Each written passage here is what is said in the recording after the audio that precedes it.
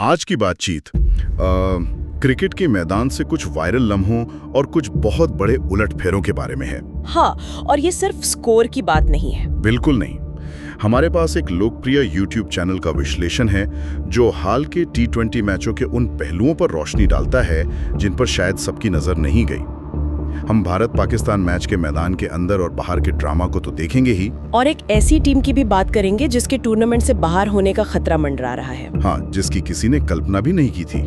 तो चलिए इस सब पर थोड़ी गहराई से बात करते हैं। और यहाँ जो बात आकर्षक है वो ये है कि ये सिर्फ हार जीत का विश्लेषण नहीं है। ये असल में खिलाड़ियों का मनोविज्ञान, टीम के अंदर के तनाव और इन हाई स्टेक मैचों के दबाव को समझने का एक मौका है। सही बात है। हम उन खास पलों को देखेंगे जो सिर्फ एक घटना नहीं बल्कि एक पूरी कहानी कहते हैं कि कैसे आत्मविश्वास पूरे खेल को बदल सकता है और कैसे हताशा मैदान के बाहर भी दिखती है, पर नहीं खेल पर नहीं, जबकि मैदान पर उनकी परफॉर्मेंस अमेरिका और नामीबिया से भी खराब रही। और ये अपने आप में एक कहानी कहता है जब एक टीम का ध्यान खेल की असलियत से ज्यादा यूं समझ लीजिए कि प्रतीकात्मक जीत हार पर हो, तो ये गहरी असुरक्षा का संकेत है। हाँ। ये ऐसा है कि आप मैदान पर अपने प्रदर्शन को लेकर इतने अनिश्चित हैं कि आप मैदान के बाहर मान्यता ढूंढ रहे हैं। ये सिर्फ प्राथमिकताओं का भटकाव नहीं है, ये एक तरह से मानसिकता की समस्या है। और उस मानसिकता का नतीजा अब सामने है।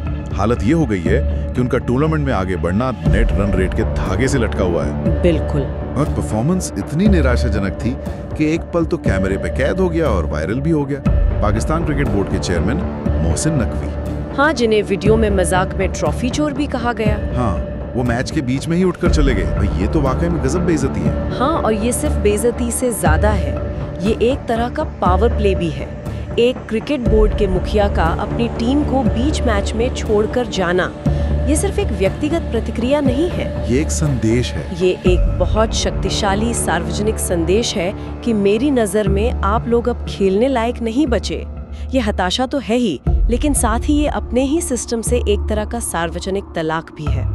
और ये उस आलोचना को और हवा देता है जो सीधे प्रबंधन पर सवाल उठाती है। चलिए अब मैदान के अंदर के एक ऐसे लम्हे की बात करते हैं जो शायद इस मैच की सबसे बड़ी कहानी बन गया। हार्दिक पांड्या का नो लुक विकेट। ओह, वो तो कमाल था। फार्मिंग कहते हैं, यानी अपना दबदबा बनाना।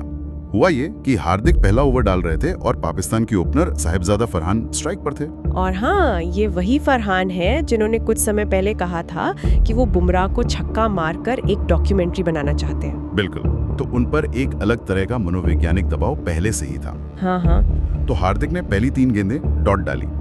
फरहान पर शॉट मारने का दबाव आसमान छू रहा था। उन्होंने एक बड़ा शॉट खेलने की कोशिश की और गेंद हवा में ऊंची उड़ गई। और फिर जो हुआ, लेकिन यहाँ से जो हुआ वो असाधारण था।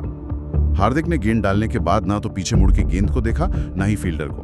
वो बस अपनी फॉलो थ्रू में सीधे बल्लेबाज को घूरते हुए आगे बढ़ गए। मानो उन्हें पहले से ही पता था। हाँ, जैसे उन्हें पहले से ही नतीजा पता था। वीडियो में इस पल को जिस तरह बताया गया है, जैसे वो कह रहे हो, बेटा आधार कार्ड पर बाप की जगह हमारा नाम लिखवा लो।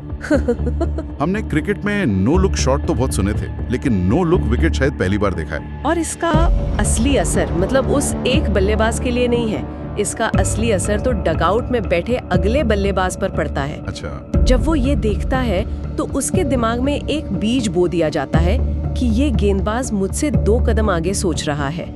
वो सिर्फ गेंद नहीं फेंक रहा, वो मेरे दिमाग के साथ खेल रहा है। सही बात है। तो ये सिर्फ एक विकेट नहीं है, ये असल में अगले 2 विकेटों की नींव रखता है। ये एक शारीरिक नहीं बल्कि एक मानसिक हमला है जिसका असर पूरे मैच पर रहता है। और मैदान पर ये मानसिक खेल यहीं खत्म नहीं हुआ, एक और ड्रामा हुआ। हाँ, कुलदीप यादव वाला। हाँ, कुलदीप से बाउंड्री पर एक कैच छूटा और छक्का चला गया। इस पर हार्दिक ने उन्हें कुछ इशारा किया जो शायद कुलदीप को पसंद नहीं आया। ये छोटी मोटी बातें अक्सर होती हैं, लेकिन जो बाद में हुआ वो दिलचस्प था। मैच खत्म होने के बाद जब टीम हाथ मिला रही थी तो कुलदीप ने सूर्य कुमार यादव का हाथ झटक दिया और ये क्लिप भी खूब वायरल हुई। टीम के अंदर तनाव की अटकलें लगने लगी। उच्च दबाव वाले मैचों में ये स्वाभाविक है। एड्रेनालिन जब चरम पर होता है तो छोटी सी गलती भी बड़ी लगती है। लेकिन असली सवाल ये नहीं है कि तनाव हुआ, असली सवाल ये है कि इसे संभाला कैसे गया। और यहीं पर एक आधुनिक मोड़ आता है। इस घटना के वायरल होने के कुछ ही देर बाद सूर्य कुमार यादव ने कुलदीप के साथ एक मजेदार वीडियो पोस्ट किया। हाँ, मैंने देखा वो हेरा फेरी वाला। हाँ, उन्होंने हेरा फेरी फिल्म के एक मशहूर डायलॉग बाबू तेरा तो गेम बजाना पड़ेगा के साथ पूरे सीन को रिक्रिएट कर दिया। एक झटके में उन्होंने सारी अटकनों पर पानी फेर दिया और मामले को मजाक में बदल दिया। लेकिन यहाँ एक सवाल है, क्या ये टीम की मजबूत बॉन्डिंग दिखाता है या फिर ये दिखाता है कि आज के दौर में इमेज मैनेजमेंट कितना जरूरी हो गया है? मेरा मतलब है ये भी तो हो सकता है कि ये सिर्फ पब्लिक के लिए किया गया एक बहुत ही स्मार्ट पीआर स्टंट हो ताकि बाहर सब कुछ ठीक दिखे। ये एक दिलचस्प सवाल है, क्या ये सच्ची दोस्ती है या फिर एक जरूरी दिखावा? ये वाकई सोचने वाली बात है। स्रोत का नजरिया तो यही है कि ये टीम की अंदरूनी समझ और परिपक्वता को दिखाता है कि वे मैदान की गर्मी को मैदान पर ही छोड़ना जानते हैं। हो सकता है, लेकिन आपका दृष्टिकोण भी इसे एक नया आयाम देता है। खैर, अब मैदान से बाहर चलते हैं पाकिस्तान में हुई प्रतिक्रिया की तरफ। ओहो, वो तो एक अलग ही कहानी है। भारत से हार के बाद वहां के हालात को मेल्टडाउन बताया जा रहा है। कुछ प्रशंसकों की थ्योरी तो यहां तक चली गई है कि उनके खिलाड़ी असल में भारत के जासूस हैं जो पाकिस्तान का नुकसान करने के लिए टीम में हैं। ये सुनने में भले ही मजाकिया लगे, लेकिन यह प्रशंसकों के बीच अविश्वास और विश्वासघात की गहरी भावना को दर्शाता है। हाँ। जब कोई टीम लगातार उम्मीदों पे खरा नहीं उतरती तो प्रशंसकों के लिए एक बड़ी हार या अपनी टीम की कमी को स्वीकार करने की तुलना में किसी बाहरी साजिश पर विश्वास करना कभी-कभी ज्यादा आसान होता है। ये एक तरह का बचाव तंत्र है जहां आप अपनी कमियों का सामना करने के बजाय किसी और को दोष दे देते हैं। बिल्कुल। और ये सिर्फ प्रशंसक नहीं है जो दोष दे रहे हैं। पाकिस्तान के पूर्व तेज गेंदबाज शोएब अख्तर ने पीसीबी चेयरमैन मोहसिन नकवी पर सीधा निशाना साधा। उनका बयान तो काफी कड़ा था। हाँ, उनका बयान था, जब बिना कल के जाहिल अनपढ़ लोग सिस्टम चलाएंगे तो यही होगा। वो साफ साफ कह रहे हैं कि समस्या खिलाड़ियों में नहीं बल्कि उस प्रबंधन में जो क्रिकेट की समझ ही नहीं रखता। और जब शोएब अख्तर जैसा कोई व्यक्ति जो खुद उस सिस्टम का हिस्सा रहा है ऐसी बात कहता है तो उसे नजरअंदाज नहीं किया जा सकता। सही बात है। वो सिर्फ भावनात्मक होकर नहीं बोल रहे, वो शायद उन संरचनात्मक समस्याओं की ओर इशारा कर रहे हैं जिनके बारे में सालों से बात हो रही है। एक कमजोर घरेलू क्रिकेट ढांचा, क्रिकेट बोर्ड में राजनीतिक नियुक्तियां और वो दीर्घकालिक योजना की कमी। उनका बयान सिर्फ एक हार पर गुस्सा नहीं है, ये पूरे सिस्टम पर एक आरोप पत्र है। तो एक तरफ पाकिस्तान का सिस्टम सवालों के घेरे में है, लेकिन इस टूर्नामेंट में जो भूचाल आया है वो सिर्फ एक टीम तक सीमित नहीं है। नहीं, बिल्कुल नहीं। क्रिकेट की दुनिया की सबसे बड़ी ताकतों में से एक ऑस्ट्रेलिया भी अपने वजूद की लड़ाई लड़ रही है। और ये शायद इस टूर्नामेंट की अब तक की सबसे चौंकाने वाली कहानी है। हम भारत पाकिस्तान के प्रतिद्वंद्विता की उम्मीद करते हैं, लेकिन ऑस्ट्रेलिया जैसी टीम का इस तरह बिखरना ये अप्रत्याशित है। उन्हें पहले जिम्बाब्वे ने हराया और फिर श्रीलंका ने भी उन्हें हराकर टूर्नामेंट से लगभग बाहर का रास्ता दिखा दिया है। वाकई श्रीलंका ने भी। हाँ, एक ऐसी टीम जो हमेशा खिताब के दावेदार मानी जाती है, उसका इस तरह संघर्ष करना अविश्वसनीय है।